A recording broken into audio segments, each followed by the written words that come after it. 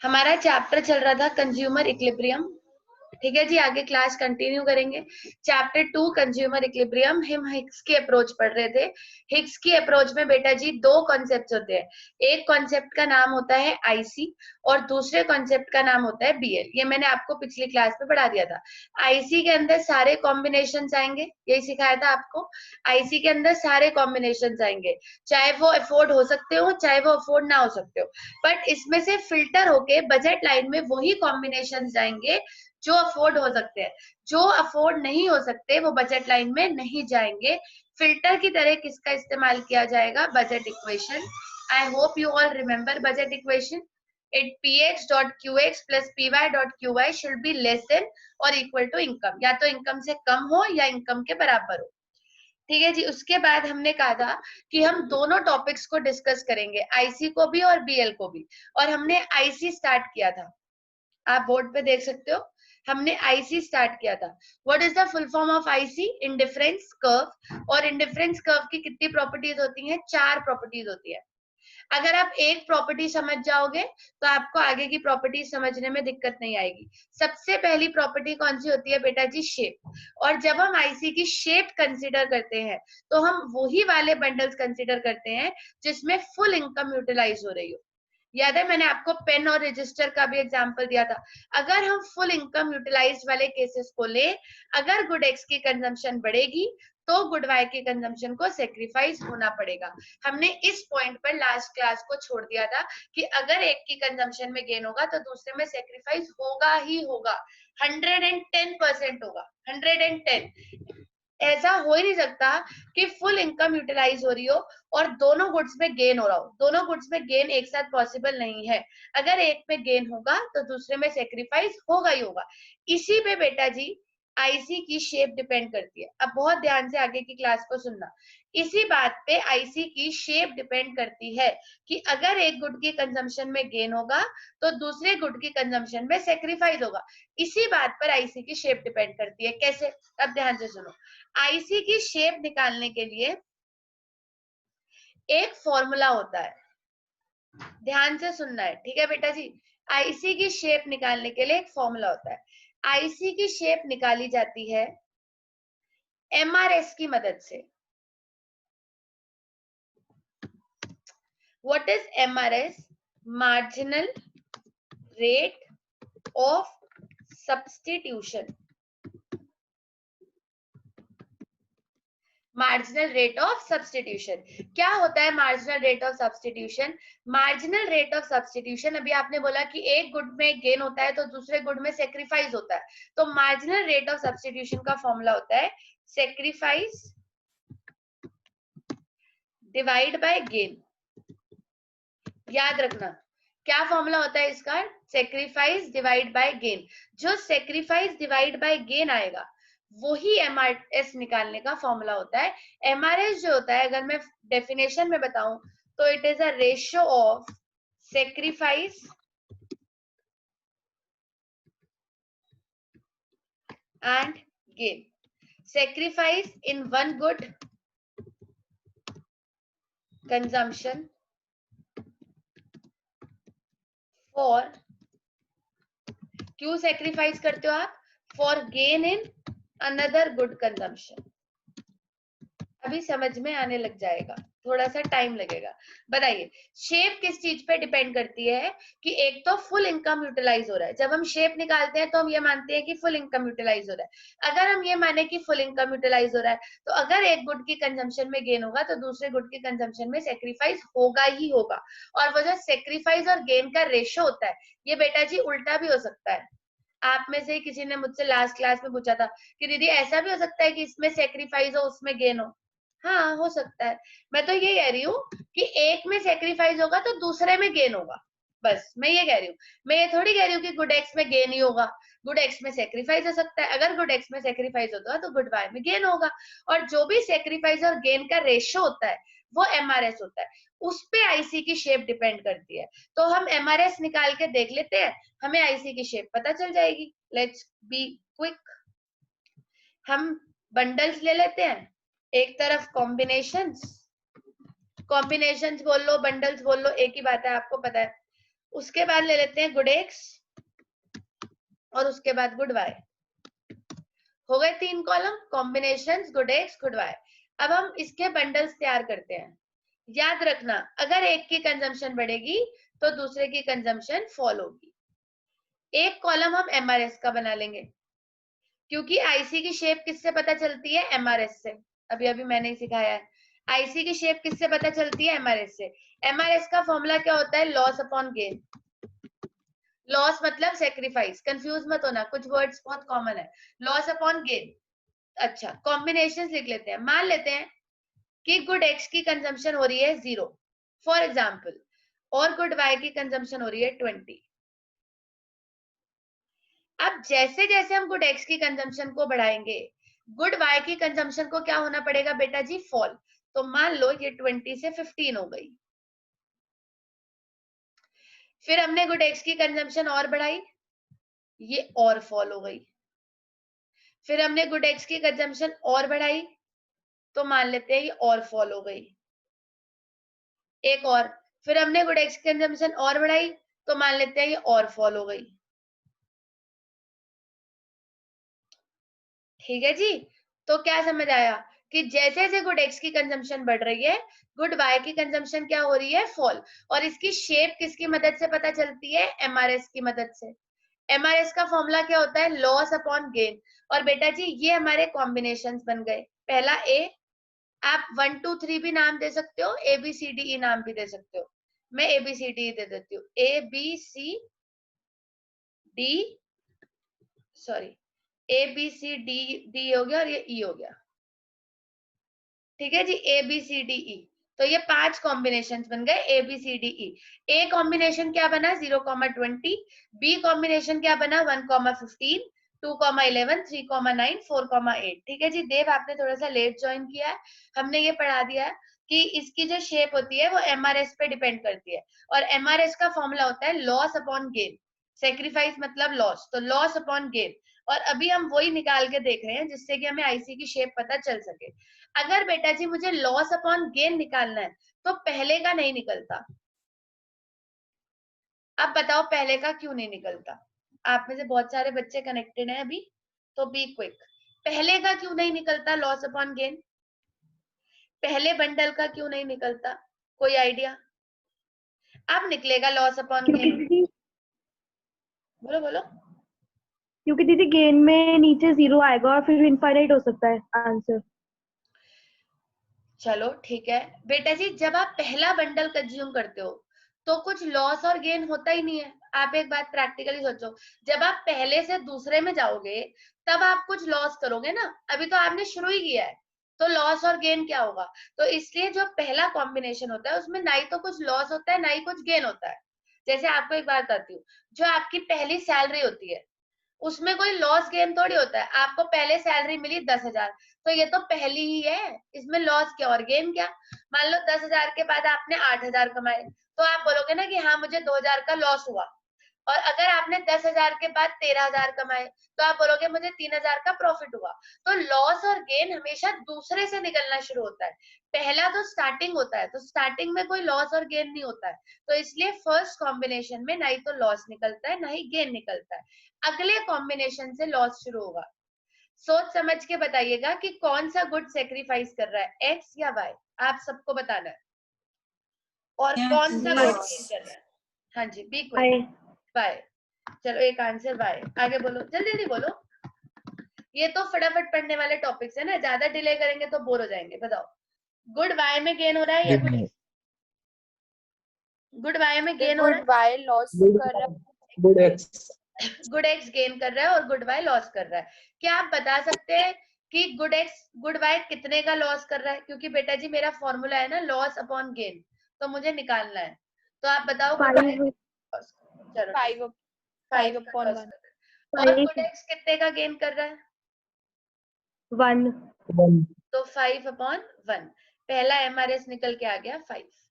जहां पे दिक्कत होगी शेप निकालने में मुझे बता दीजिएगा। पहला आ गया 5। एमआरएस पे शेप डिपेंड करती है, एमआरएस का फॉर्मूला होता है लॉस अपॉन गेन। हाँ जी, अब कितने का लॉस हो रहा है बेटा जी? डी 4। 4 और गेन कितने का हो रहा है, 1 से 2 में आ रहा है, गेन कितने का हो रहा है, 1 तो MRS कितना निकल के आ गया, 4। चलो आगे बढ़ो, 11 से 9, अब कितने का लॉस हो रहा है, 2 3 2, और वो 2 से 3 हो गया, तो गेन कितने का हो रहा है, 1, 2 divide by 1, it will be 2।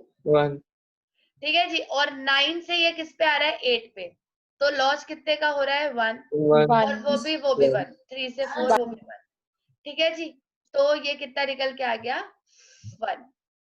अब ध्यान से सुनना, जो आपकी MRS की वैल्यू है वो क्या कर रही है, फॉल। जो आपकी MRS की वैल्यू है वो क्या कर रही है, फॉल।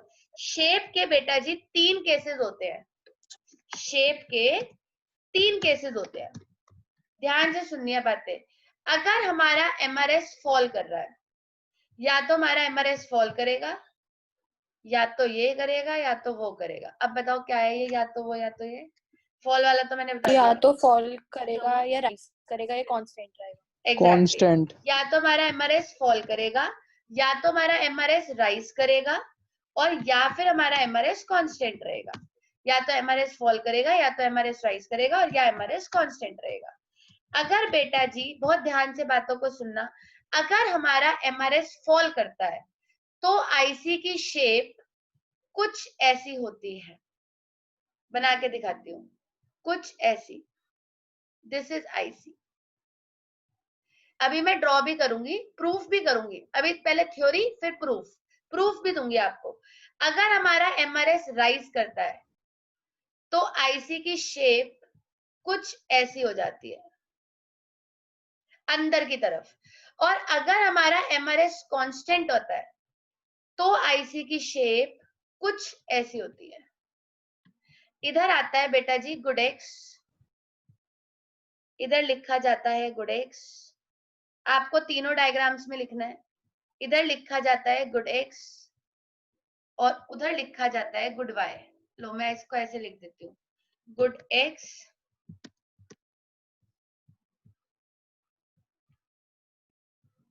एक्स और उधर लिखा जाता है गुड वाई। ऐसे ही सेम इस तरीके से यहाँ पे लिखा जाएगा गुड वाई, और यहाँ पे लिखा जाएगा good X, good Y, Y axis पे गुड वाई, दो गुड्स थे ना आपके, और एक्स एक्सिस पे गुड एक्स। ठीक है बेटा जी, क्या समझ आया? अगर MRS फॉल होता है तो ऐसी शेप होती है, राइज होता है तो ऐसी शेप होती है, कांस्टेंट होता है तो ऐसी शेप होती है। अब आगे की बात करते हैं। दीदी ऐसी शेप का नाम क्या बोलते हैं? इस शेप को, ये अलग शेप है, वो अलग शेप है, वो अलग शेप है। अगर बेटा जी ये वाली शेप आती है तो इस वाली शेप को बोलते हैं कॉन्वेक्स शेप। क्लास 11th याद करो, कॉन्वेक्स लेंस हुआ करता था, 10th जरूर पढ़ा होगा आपने, कॉन्वेक्स लेंस, कॉनकेव लेंस, है ना। तो अगर ऐसी वाली शेप आती है तो इसका नाम होता है convex shape, this is convex shape. और अगर ऐसी शेप आती है तो इसका नाम होता है कॉनकेव शेप। अगर ये वाली शेप आती है बेटा जी तो इसका नाम होता है कॉन्वेक्स शेप। अगर ये वाली शेप आती है तो इसका नाम होता है कॉनकेव शेप।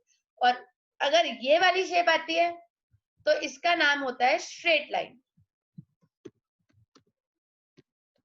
कौन सी शेप आएगी वो आपके MRS पे डिपेंड करेगा। दोबारा ये देखो 3 पेजेस, प्रॉपर्टी एक पढ़ लो, 3 अपने आप आ जाएंगी, बस एक पढ़ लो। Those bundles will be consider जिसमें पूरी इनकम यूटिलाइज हो रही है। अगर गुड एक्स की कंजम्पशन बढ़ेगी तो गुड वाई की कंजम्पशन फॉल होगी। ये चीज मैंने पिछली क्लास में प्रूफ कर दी थी, तो आज मुझे प्रूफ करने की जरूरत नहीं पड़ी कि हाँ एक की कंजम्पशन बढ़ेगी तो दूसरे की सेक्रीफाइस होगी, क्योंकि ये चीज आप पिछली क्लास में एग्री कर चुके हो। और अगर बेटा जी आपको अभी भी कोई डाउट है और आप कहते हो कि जय दीदी मुझे तो दोबारा समझाओ, तो मैंने ये एग्जाम्पल लिया था कि मान लो आपकी इनकम है 100 रुपए, आपको रजिस्टर भी लेना है, रजिस्टर का प्राइस है 20 रुपए, और आपको पेन भी लेना है, पेन का प्राइस है फॉर एग्जाम्पल 10 रुपए। तो मैंने आपको ये सिखाया था कि जब आप बंडल्स बनाओगे, अगर आपकी इनकम है, अब आप बंडल्स बनाओ, जब आप बंडल्स बनाने पे आओगे ना बेटा जी, मान लो मैंने ये पहला बंडल बनाया, पहला बंडल, मैं ले लेती हूँ पूरी इनकम जिसमें यूटिलाइज हो, 4 रजिस्टर 80 रुपए के हो गए और कॉमा 2 पेन हो गए 100 रुपए। अगर मेरे को 4 रजिस्टर्स की जगह अगर मुझे पेन ज्यादा लेने हैं तो मुझे रजिस्टर कम लेने पड़ेंगे। अगर मैं 3 रजिस्टर लेती हूँ तो मैं ज्यादा पेन ले सकती हूँ, तो फिर मैं 2 की जगह 4 पेन ले सकती हूँ। अगर मैं रजिस्टर और कम लेती हूँ तो मैं 6 पेन ले सकती हूँ।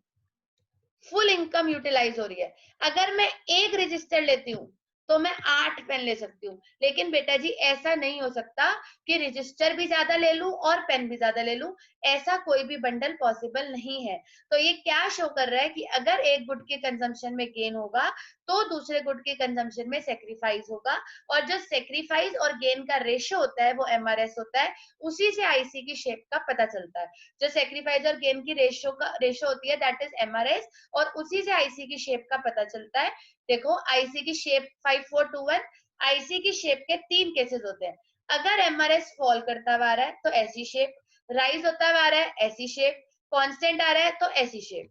कॉन्वेक्स शेप इसका नाम होता है, इसका नाम होता है कॉनकेव शेप, इसका नाम होता है स्ट्रेट लाइन। और बेटा जी अगर एमआरएस फॉल होता हुआ आ रहा है तो इसका मतलब, पहले ये बताओ कि एमआरएस किसका रेशियो होता है, आप लोग बताओगे। एमआरएस का फॉर्मूला बोलो be quick. Loss upon gain. शाबाश, loss upon gain. Loss upon gain. और क्या मतलब है कि एमआरएस फॉल होता हुआ आ रहा है। एमआरएस फॉल होते हुए आने का मतलब होता है कि लॉस कम है और गेन ज्यादा है। ये मतलब होता है अगर एमआरएस फॉल हो रहा होता है। और अगर एमआरएस राइज हो रहा होता है तो इसका मतलब है कि लॉस ज्यादा है और गेन कम है। और अगर एमआरएस कांस्टेंट होता है तो इसका मतलब है कि लॉस और गेन दोनों इक्वल है। ठीक है जी, लॉस कम है गेन ज्यादा है। जैसे आप देख सकते हैं पीछे, ये देखो आपका गेन कितने का हो रहा है, आपका लॉस जो हो रहा है, देखो आपको बेसिकली क्या करना है, आपको आईसी की शेप एमआरएस की मदद से निकालनी है। अगर एमआरएस फॉल हो रहा है इसका मतलब लॉस कम है गेन ज्यादा है। अगर एमआरएस राइज हो रहा है मतलब लॉस ज्यादा है गेन कम है। अगर एमआरएस कांस्टेंट है मतलब दोनों इक्वल है। तो इस केस में कॉन्वेक्स शेप आती है, इस केस में आपकी कॉनकेव शेप आती है, और आखिरी वाले केस में आपकी स्ट्रेट लाइन शेप आ जाती है। लेकिन बेटा जी अगर मुझे बोला जाए कि आईसी की सबसे मेन शेप कौन सी है, तो ये वाली जो है वो आईसी की सबसे मेन शेप है, अक्सर यही वाली होती है। और बाय डिफॉल्ट हम भी यही वाली शेप बनाते हैं। बाय डिफॉल्ट सबसे ज्यादा आईसी की शेप यही वाली होती है, और मेन शेप भी आईसी की ये होती है, लेकिन वो भी हो सकती है, बहुत ध्यान से मेरी बात को सुनना है, वो वाली शेप्स भी हो सकती हैं, पर ये वाली बाय डिफॉल्ट होती है। बाय डिफॉल्ट आईसी कॉन्वेक्स होता है और आईसी ऐसे ही बनता है। अब मैंने आपको कहा था कि प्रूफ करके दिखाऊंगी, ये मेरी वैल्यूज है, मैं आपको प्रूफ करके दिखाती हूँ, फिर आप नोट करना। Let's proof. ये देखिए, मान लेते हैं कि हमारा डायग्राम है, मान क्या लेते हैं, ये है ही, ये हमारी एक्स वाई एक्सिस आ गई, ये आ गई एक्स एक्सिस। कोई दिक्कत?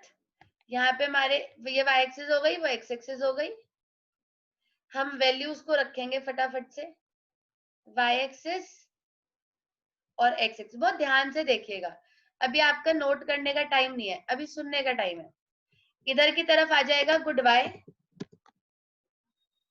जैसा कि मैंने आपको कहा था, और इधर की तरफ आ जाएगा गुड एक्स। गुड एक्स की वैल्यू नीचे है, गुड वाई की वैल्यू ऊपर है। वैल्यू से अंदाजा लगा लेते हैं। एक्स की तो बेटा जी 0 1 2 3 4 है, और वाई की है 20 15 11 9 8। तो एक्स की तो सीधा सीधा रख लेते हैं, ऐसे ही करते थे ना 11th में भी, 10th में भी, सॉरी 1। ग्राफ ऐसे ही बनाते हो ना, ओरिजिन। गुड एक्स की दूसरी वैल्यू क्या हो गई 2, तीसरी वैल्यू हो गई 3 4 और 5। और गुड वाई में बेटा जी जो मैक्सिमम वैल्यू है, इसे इधर कर देते हैं और 3 को ऊपर कर देते हैं। हाँ जी, और गुड वाई में जो मैक्सिमम वैल्यू है बेटा जी वो 20 है, तो let's take a gap of 5, 10, 15, 20। चल जाएगा आपका काम। 5, 10, 15 और 20। चलो अब फटाफट से ग्राफ में वैल्यूज पुट करते हैं। आप लोग करेंगे, बताइए पहला बंडल क्या था, फटाफट से सोच लो। सबसे पहले ए कॉम्बिनेशन में एक्स की वैल्यू कितनी चल रही है और वाई की कितनी चल रही है, बोलिए, बी क्विक, बोलिए बोलिए। वृंदा, देव, 0,20 हाँ जी, और बाकी सब, वृंदा, तरंग, उमंग, शिवांश, 0,20 उत्सर्जन 0,20। तो बेटा जी एक्स की चल रही है 0 और वाई की 20, सही बोल रही हूँ। अगली वैल्यूज अपने आप बताना, 0 एक्स की, ये रहा 0 और वाई की 20। तो सबसे पहला यहाँ पे आ जाएगा मार्क, ये सबसे पहली वैल्यू है। चलो नेक्स्ट बताओ जल्दी जल्दी। एक्स की 1,15 तो ये हो गया 1, वो हो गया 15, तो हम इसको जोड़ लेते हैं, 1 और 15, ये हमारा दूसरा पॉइंट आ गया। फिर पॉइंट्स को जोड़ के ही तो शेप बनेगी ना, 1 पॉइंट हो गया, 2 पॉइंट हो गए। चलिए तीसरा बंडल है 2,11। 11 2 यहाँ से उठाएंगे, 11 गुड वाई का उठाएंगे, 11 यहाँ से आ गया और 2 यहाँ से आ गया। ठीक है बेटा जी, ये हमारा नेक्स्ट हो गया। अगला बोलो 3,9। 3,9 तो 9 यहाँ से आ गया, 3 यहाँ से आ गया, और लास्ट है मेरे ख्याल से 4,8, यही है 4,8। यहाँ पे आके इसकी शेप बन गई। अगर मैं सारे पॉइंट्स को जोड़ती हूँ, इसको इसको इसको, देखो कौन सी शेप बनी आ रही है, वही आ रही होगी जो मैंने आपको पढ़ाई थी कि आईसी की शेप बाय डिफॉल्ट कौन सी होती है, कॉन्वेक्स। अगर एमआरएस, अगर बेटा जी अगर एमआरएस फॉल हो रहा है तो आपको आईसी की शेप कैसी बनानी है, कॉन्वेक्स। अगर एमआरएस बढ़ रहा है तो आपको ऐसी शेप बनानी है घुमाते हुए, कॉनकेव। और अगर एमआरएस कांस्टेंट है तो आपको स्ट्रेट लाइन शेप बनानी है। 3 तरीके की शेप्स होती है। एमआरएस फॉल होने का मतलब होता है लॉस कम गेन ज्यादा, राइज होने का मतलब होता है लॉस ज्यादा गेन कम, कांस्टेंट होने का मतलब होता है कि लॉस और गेन दोनों इक्वल है। और बाय डिफॉल्ट हम आईसी की शेप हमेशा कॉन्वेक्स लेते हैं, ये आईसी की सबसे मेन शेप है। अब मैं बाकी सारी प्रॉपर्टीज में तीनों केसेस नहीं करके दिखाऊंगी, सिर्फ ये वाला बता दूंगी कॉन्वेक्स वाला, क्योंकि आईसी की शेप बाय डिफॉल्ट कॉन्वेक्स होती है। और हिग्स ने भी हिग्स ने भी जब इक्विलिब्रियम निकाला तो उसने भी आईसी कॉन्वेक्स शेप वाला लिया, तो इसलिए बाय डिफॉल्ट आईसी की शेप कॉन्वेक्स होती है। पर अगर टीचर आपसे पूछे कि क्या कॉन्केव और स्ट्रेट लाइन हो सकती है, तो द आंसर इज हो सकती है, पर बाय डिफॉल्ट कॉन्वेक्स होती है। तो आईसी की शेप बाय डिफॉल्ट कॉन्वेक्स होती है और यही आईसी की सबसे बड़ी प्रॉपर्टी है। अब बहुत ध्यान से मेरी सारी बातों को सुन लो फटाफट से। हिग्स की अप्रोच हम पढ़ रहे हैं। हिग्स की अप्रोच में 2 कॉन्सेप्ट्स हैं, एक का नाम है आईसी, एक का नाम है बजट लाइन। आईसी से बजट लाइन में जाने के लिए बजट इक्वेशन का इस्तेमाल किया जाता है। अगर बजट इक्वेशन पूरी होगी तभी बंडल आईसी से बजट लाइन में जाएगा, अदरवाइज बंडल आईसी से बजट लाइन में नहीं जाएगा। आईसी की 4 प्रॉपर्टीज होती हैं। सबसे पहली प्रॉपर्टी होती है शेप। शेप निकालने के लिए हम उन्हीं बंडल्स को कंसीडर करते हैं जिसमें पूरी इनकम यूटिलाइज हो रही हो। अगर पूरी इनकम यूटिलाइज हो रही है बेटा जी, तो अगर एक गुड का कंजम्पशन बढ़ेगा तो दूसरे गुड का कंजम्पशन में सेक्रीफाइस होगा ही होगा, 110% होगा। अगर एक गुड की कंजम्पशन में गेन होगा तो दूसरे की कंजम्पशन में सेक्रीफाइस होगा। इन दोनों का जो रेशियो होता है सेक्रीफाइस और गेन का, उसको हम एमआरएस बोलते हैं। उसी से आईसी की शेप निकाली जाती है। ये हमने एमआरएस निकाल के देखा, लॉस अपॉन गेन। अगर ये एमआरएस बढ़ता हुआ आ रहा है तो मतलब कॉनकेव शेप है, अगर फॉल होता हुआ आ रहा है तो मतलब कॉन्वेक्स शेप है, और अगर कांस्टेंट आ रहा है तो मतलब स्ट्रेट लाइन शेप है। फिर टीचर आपसे पूछेगा कि एमआरएस फॉल होता हुआ क्यों आ रहा है, तो आप बोलोगे कि एमआरएस फॉल होता हुआ इसलिए आ रहा है क्योंकि लॉस कम है और गेन ज्यादा है। एमआरएस राइज होता हुआ कब आता है, जब लॉस ज्यादा होता है गेन कम होता है। और एमआरएस कांस्टेंट कब आता है, जब लॉस और गेन दोनों इक्वल होते हैं। और ये हमने वैल्यूज पुट करके शो किया है कि IC by default convex shape का होता है। बाकी सारी प्रॉपर्टीज पढ़ते हुए, अप्रोच पढ़ते हुए हम हमेशा को आईसी को बाय डिफॉल्ट कॉन्वेक्स शेप का ही मानेंगे, बट आईसी कॉन्केव और स्ट्रेट लाइन भी हो सकता है। I hope I am clear. Note करेंगे आप इसको फटाफट, यहां से शुरू करो, 2-2 मिनट सारे पेजेस दिखाएंगे। Be quick. Very very very very important topic, IC की शेप, वेरी इंपॉर्टेंट टॉपिक।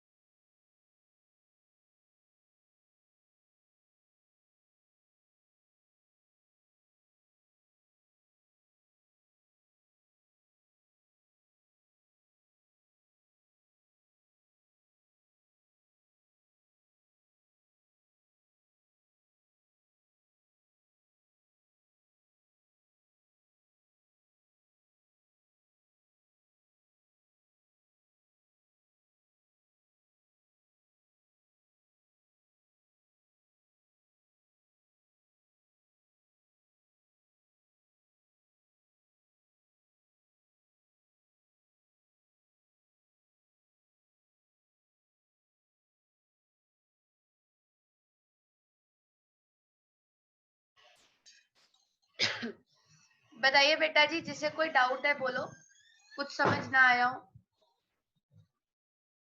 पूरा एमआरएस क्लियर होना चाहिए। एमआरएस 2 चैप्टर्स में है तो और अच्छे से क्लियर हो जाना चाहिए। एमआरएस का फॉर्मूला सेक्रीफाइस अपॉन गेन, इसकी मदद से ही आईसी की शेप निकलती है। आप एमआरएस निकाल के देख लेना, बढ़ता हुआ आ रहा है तो शेप बता दी, फॉल होता हुआ आ रहा है तो शेप बता दी, कांस्टेंट आ रहा है तो शेप बता दी। बढ़ते हुए आने के पीछे का कारण भी बता दिया, फॉल होने का कारण बता दिया, कांस्टेंट रहने का कारण बता दिया, शेप ड्रॉ करके भी दिखा दी और वैल्यूज पुट करके भी दिखा दी। ये आईसी की सबसे पहली प्रॉपर्टी है, आईसी की शेप। ऐसा बनता है आईसी, कॉन्वेक्स शेप।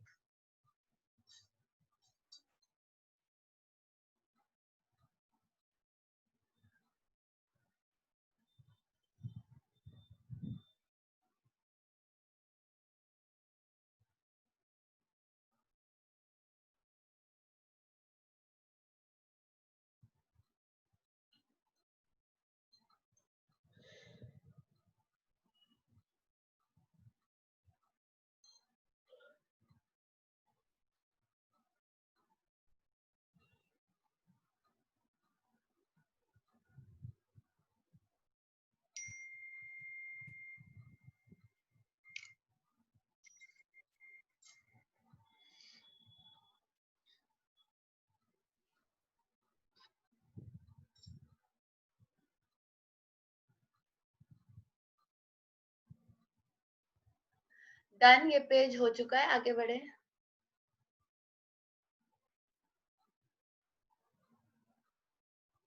हो गया? किसी का नहीं हुआ तो बोल दीजिएगा बच्चे।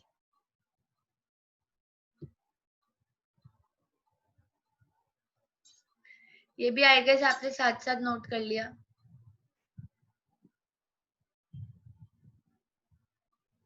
ये देख लो, ये बहुत अच्छे से होना चाहिए कॉपी में।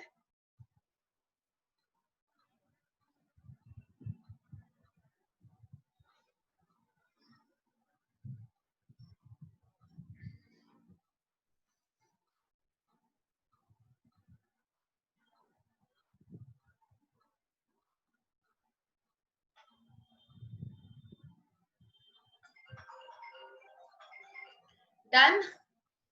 जिसे मतलब जिसके लिए रुकना है आप बता दो कि दीदी रुक जाओ, तो हम रुक जाएंगे, नहीं तो हमें तो ऐसे ही लगेगा बच्चे कि आप कर चुके हो। और लास्ट में आएगा आईसी का डायग्राम। बढ़ जाऊं मैं फिर आगे, if you all have done. चलो मैं आपको एक स्केड्यूल देती हूँ, आप मुझे शेप निकाल के बताना। Identify and draw the shape of IC and mention the reasons behind shape. ये गुड एक्स की वैल्यूज हैं, ये गुड वाई की वैल्यूज हैं। अब हमें शेप निकालनी है, तो सबसे पहले हमने क्या कैलकुलेट कर रखा है, एमआरएस। एमआरएस का formula loss upon gain, 2/1, 4/1, 6/1, 8/1। MRS कैसा आ रहा है बेटा जी, इंक्रीजिंग। क्योंकि एमआरएस इंक्रीज हो रहा है, इसका मतलब है कि लॉस गेन से ज्यादा है, तो शेप कॉनकेव होगी। अब आप इसे ग्राफ में ड्रॉ करोगे। 20 से 18 कितने का लॉस हो गया, 2। 18 से 14 4 का लॉस, 14 से 8 6 का लॉस, 8 से 0 8 का लॉस, और गेन है 1 का। कॉनकेव शेप, क्योंकि एमआरएस बढ़ रहा है। इधर की तरफ आ जाएगा गुड वाई और इधर आ जाएगा गुड एक्स।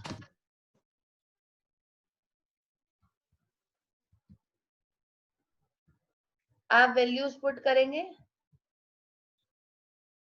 1 2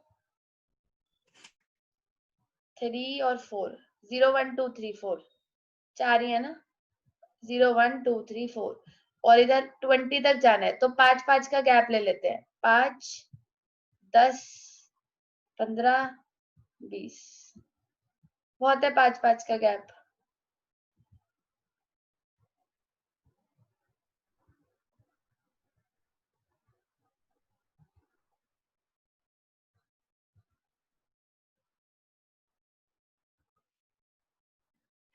सबसे पहला बंडल था, याद कर लो फटाफट, 0,20, तो यहीं पे पॉइंट आएगा।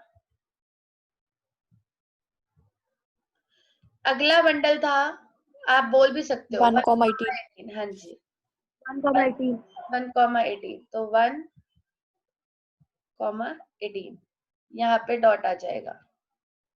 अगला बंडल था 2,14, 14 2,14। फिर था 3,8,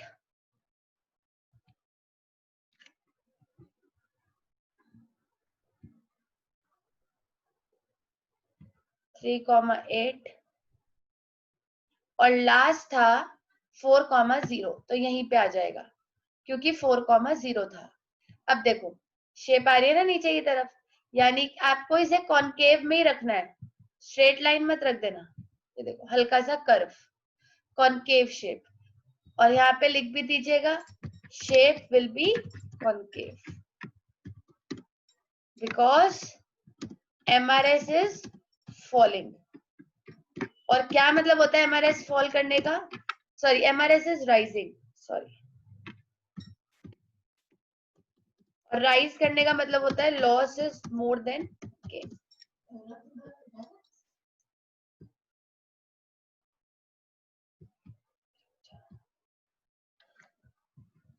बताइए बेटा जी कोई डाउट है तो। आज की क्लास आईसी की शेप के बारे में है,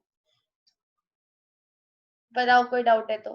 कब कॉनकेव शेप होती है, कब कॉन्वेक्स शेप होती है, कब स्ट्रेट लाइन शेप होती है, शेप किस पे डिपेंड करती है, एमआरएस पे। एमआरएस राइज होने का क्या मतलब होता है, फॉल होने का क्या मतलब होता है, और कांस्टेंट का क्या मतलब होता है।